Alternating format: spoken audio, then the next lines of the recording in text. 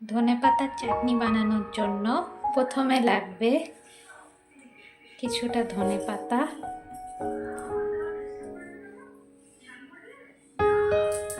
ধুয়ে পরিষ্কার করে রাখা ধনেপাতা, 4-5 কোয়া মতো রসুন, 3-4 কুচো আদা,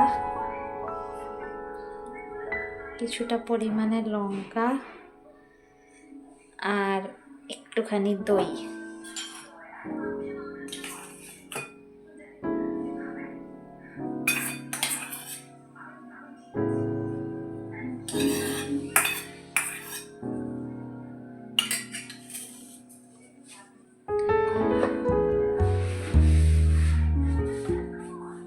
তার মধ্যে দিয়ে দেবো একটুখানি জিরে গুঁড়ো,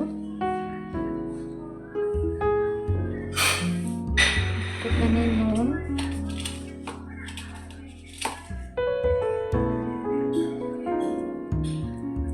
স্বাদ মতো নুন আর অল্প একটুখানি চিনি।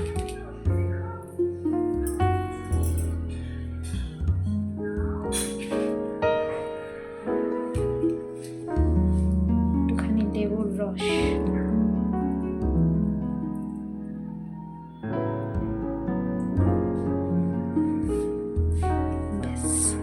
এটাকে মিক্স করা হবে।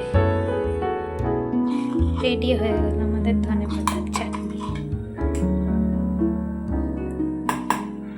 হয়েছে আমাদের ধনেপাতার চাটনি। খেয়ে দেখুন, বানিয়ে দেখুন।